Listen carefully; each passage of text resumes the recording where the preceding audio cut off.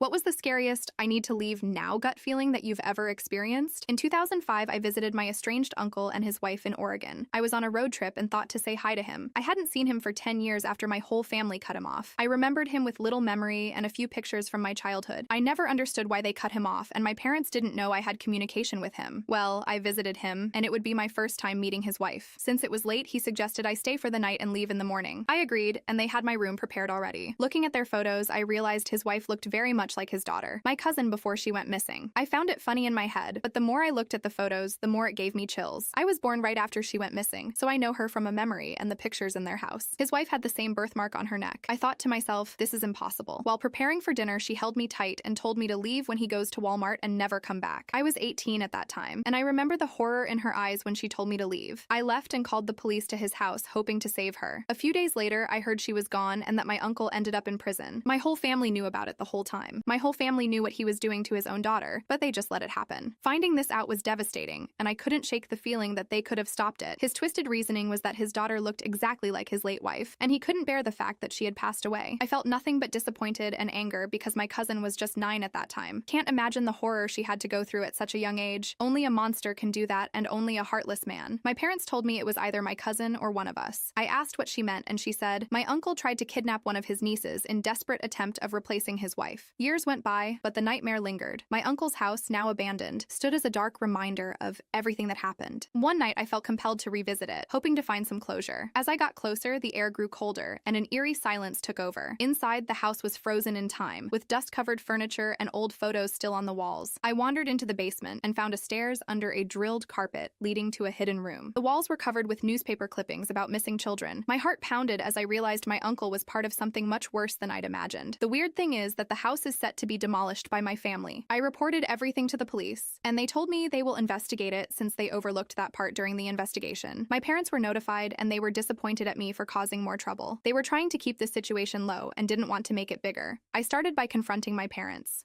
My mother broke down, admitting my uncle had always been like that. His grief turned dark after he lost his wife. And his daughter, my cousin, happened to look exactly like his past wife. When my cousin went missing, they suspected him but had no proof. They cut ties with him, trying to protect the rest of us, but they never imagined the horrors he would commit. They found out that he turned her into his wife. Determined to understand my uncle's full depravity, I started investigating his past. I dug up police reports, old newspaper articles, and talked to his former neighbors. The stories were chilling. He was a master manipulator, charming on the outside but hiding sinister intentions. He preyed on vulnerable people, twisting their trust into something dark. One encounter stood out. I tracked down a retired detective who had worked on my cousin's case. He shared disturbing insights, revealing my uncle was a prime suspect in several unsolved disappearances. The evidence was circumstantial, but the pattern was clear. Young girls, all with similar looks of his wife, vanished without a trace. The detective had long suspected my uncle but couldn't prove it. My investigation led me back to my uncle's house, still abandoned due to people fearing living in that house with a disgusting history. I returned with a friend for support. We searched the basement, looking for anything the police might have missed. They cleared out the room under the basement, but again, we found a hidden compartment with old videotapes. My heart sank as we played them. They documented my uncle's twisted doings and unspeakable horrors. Among them was my cousin, her fear and pain captured in excruciating detail. We gave the tapes to the police, who reopened the investigation. The new evidence was enough to convict my uncle of multiple murders, ensuring he'd never be free again, but the damage was done. The tapes haunted me, a stark reminder of the evil so close to home. He was once again put into a trial for life in prison. In the aftermath, my family fell apart. My parents abandoned me and they have left the country. The revelations forced us to confront our collective failure. My parents were consumed with guilt, and our once close-knit family became distant. The weight of our shared history was too much to bear. I threw myself into work, trying to escape the memories, but the darkness had left a mark on my soul. I struggled with nightmares and a deep sense of distrust, always looking over my shoulder, fearing my uncle's legacy would continue to haunt me. Years passed, and I slowly rebuilt my life. I sought therapy, trying to deal with the trauma. I found solace in helping others, volunteering at a shelter for abused